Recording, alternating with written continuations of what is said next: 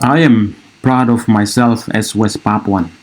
For me, this land, this beautiful land full of natural resources, will always belong to the people of West Papua.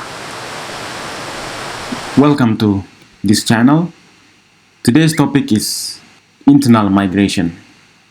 And this beautiful island of West Papua now become 6 provinces divided by Indonesian government. As West Papuans, our way of life has been deeply rooted in our land for generations. Now, picture a growing wave of people moving in, migrants from Java, Sulawesi, Sumatra, and other islands in Indonesia, coming in search of new opportunities in the name of nationality. This is something normal in this world, in this new era. But something is changing the way of life, especially the indigenous people of West Papua. This is the story of West Papua today. Comparing to other islands in Indonesia, West Papua is one of the islands that has less population. However, Indonesian government has divided this island into 6 provinces, resulting in internal migration. Initially sparked by the Indonesian government's transmigration program, has brought tens of thousands of non-Papuan residents to this land, dramatically changing the social and cultural landscape. Not only that, more story coming. Imagine you are a young Papuan, fresh out of school, looking for a job in the city. You find yourself competing not only with your fellow Papuans, but also with migrants who may have more formal education, job experience, or business connection. This competition for job is one of the major impacts of internal migration. In cities like Jayapura, Sorong, Manokwari, Merauke, and Timika, indigenous Papuans often find themselves on the outside looking in, watching as others fill positions in government offices. Mostly, bureaucracy is dominated by migrants, construction site or construction project, and retail businesses. This economic disparity has only widened over time. The unemployment rate in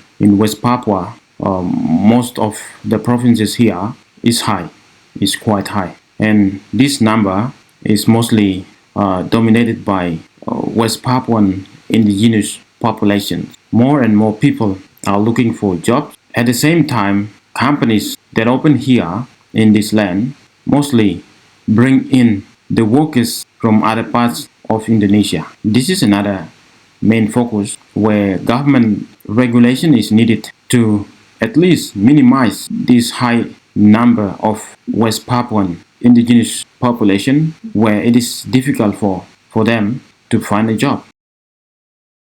For centuries, Papuan culture has thrived on its traditions, language, and deep connection to the land. But now, in urban areas, it's becoming harder for young Papuans to hold on to their culture or their cultural identity. As more and more non-Indigenous migrants settle, bringing their own cultures, languages, and lifestyles, the unique Papuan identity starts to fade away. In schools and markets, Indonesian becomes the common language and the site of traditional Papuan ceremonies and attire is less frequent. This is another reason why governments in Papua they initiated programs to preserve the cultures like festival.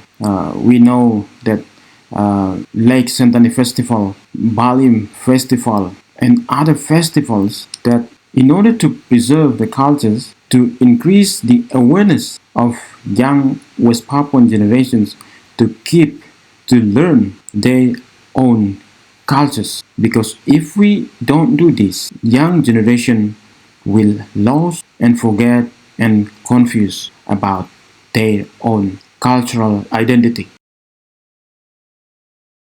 As cities grow and urbanize, so too do tensions between communities. Migrants looking for new economic opportunities sometimes move into areas historically occupied by indigenous Papuans, sparkling conflicts over land and resources. What once were peaceful, close-knit communities now struggle with social divisions, or at least will more likely to struggle with social divisions. These divisions aren't just about economics, but also about identity and belonging, affecting Papuan youth feeling disconnected from their roots or tension erupting over competition for business opportunities.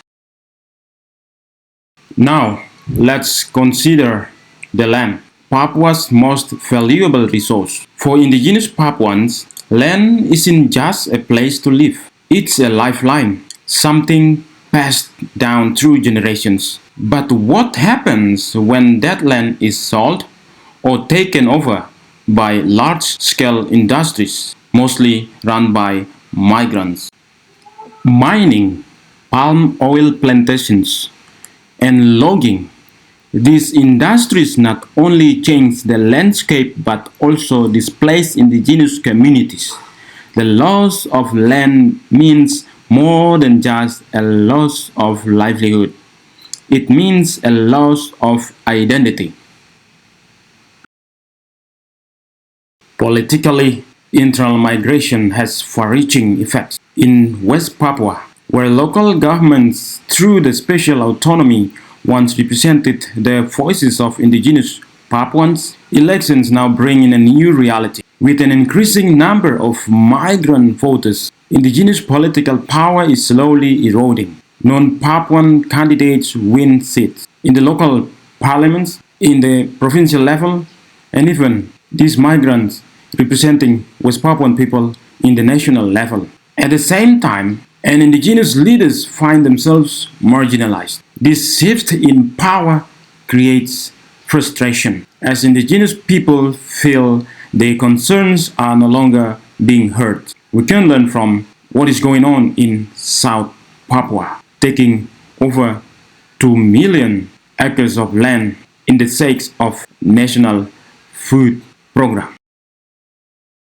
Internal migration also impacts education and healthcare. In many urban areas, non-Indigenous teachers and administrators outnumber Papuans, creating a cultural disconnect in the classroom. For Indigenous students, this often means learning in environments where their language and traditions are not recognized, leading to lower engagement and performance. In healthcare, many Indigenous communities feel left behind as resources flow to urban centers, leaving rural areas underserved.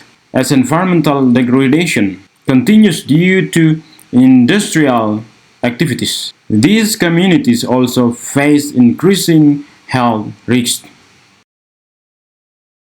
But the story doesn't end here. Across Papua, indigenous communities are finding ways to resist and adapt. Cultural revitalization programs, led by local leaders and elders, are teaching younger generations about their heritage.